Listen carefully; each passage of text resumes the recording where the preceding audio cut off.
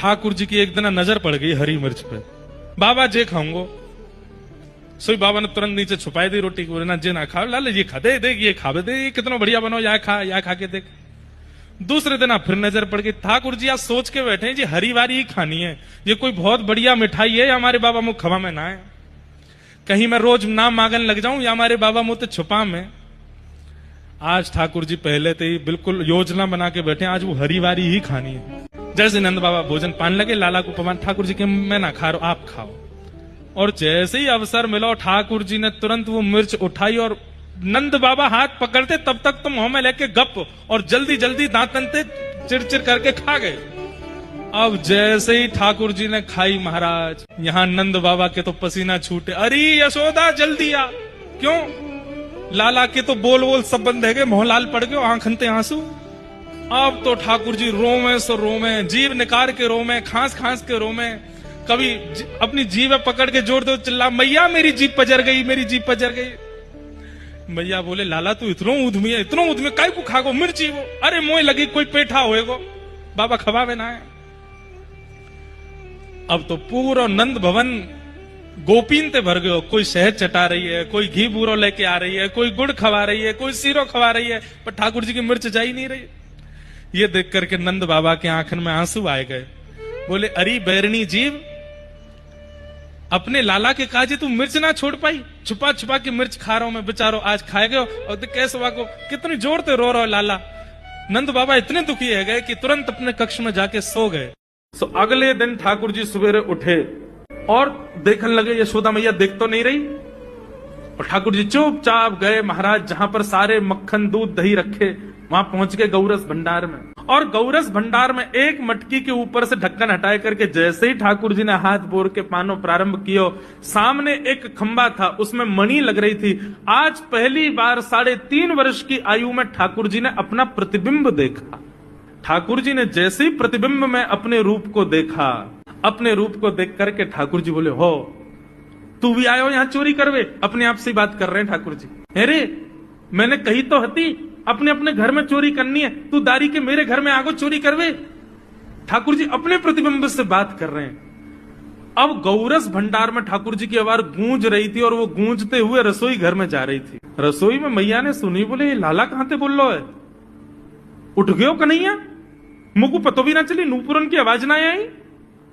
मैया दौड़ करके गई तो देखा ढूंढते ढूंढते गौरस भंडार में ठाकुर जी अपने प्रतिबिंब से बात कर रहे हैं। कितनी सुंदर झांकी है ठाकुर जी की। ठाकुर जी मक्खन पा रहे हैं। बोले अच्छा अब आ तो गयो है यहाँ पे, लेकिन सुन चुपचाप चोरी करके भाग जाइयो, मेरी मैया बहुत मारेगी तो को, बाकू यदि पतो चल गई तू चोरी कर रहा है तो को उखलते बांध देगी, मेरी मैया बहुत मारेगी, चुपचाप चोरी कर और निकल ले यहाँ से। ठाकुर जी चोरी की बात कर रहे थे, यशोदा मैया ने पीछे से सुनी, लाला ओ कन्हैया। ठाकुर जी घबरा गए, मैया कैसे आ गई? हाँ मैया, कौन से बात कर रहे हो तू? अरे मैया देख हमारे घर में चोर घुसायो है। अपने प्रतिबिंब को दिखा करके ठाकुर जी कह रहे हैं, देख मैया हमारे घर में चोर घुसायो, जे चोरी कर रहा हो हमारे यहाँ के मक्खन की, तो मैया को पकड़वे आयो हूं। नन्हे से गोपाल जी, बहुत मधुर लीला। मैया हंस भी रही है और क्रोध भी कर रही। बोले अच्छा जो चोरी कर रहे हो? बोले हाँ। चल याकू तो मैं पकड़ लूंगी, लेकिन जे बता तेरे हाथ में मक्खन कैसे लगो, तू तो याकू पकड़वे आयो ना। अब मैया याकी मैं कहा बताऊं, तेने मेरे हाथ में पद्म राग के ऐसे ऐसे बढ़िया कंगन पहना रखे, कड़ूला पहना रखे सोने के। जब मैं धूप में निकलूं ना तो धूप की किरण से मुंह को बहुत जलन है जाए हाथ में।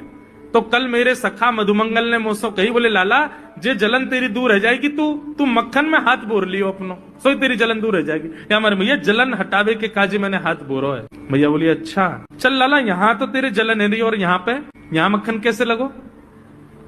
ठाकुर जी बोले मैया मैं अपनी जलन दूर कर रहा हूं। इतने में जन कहां एक मक्खी आके मेरे मुंह पे बैठ गई, बाकू उड़ावे के काजे मैंने जैसे मुंह पे हाथ किया सो मक्खन मेरे मुंह पे लग गो। मैया बोली लाला तू चोरी भी करन लगो और अब झूठ भी बोलन लगो मुझसे। ठाकुर जी ने ग्वाल बालों से कहा भैया मिशन फेल हो गया, घर में तो चोरी नहीं कर पाए हम। नेक्सी लाली कौन हो आप? किशोरी जी कह रही हम नेक्सी सी, तुम बहुत बड़े हुए हैं, तुम भी नेक्सी से ही हो। छोटी सी किशोरी जी, छोटे से लाला। और ठाकुर जी बड़ी तोतली वाणी है, बड़े मधुर बन के गए हैं। तुम्हारा नाम कहा है?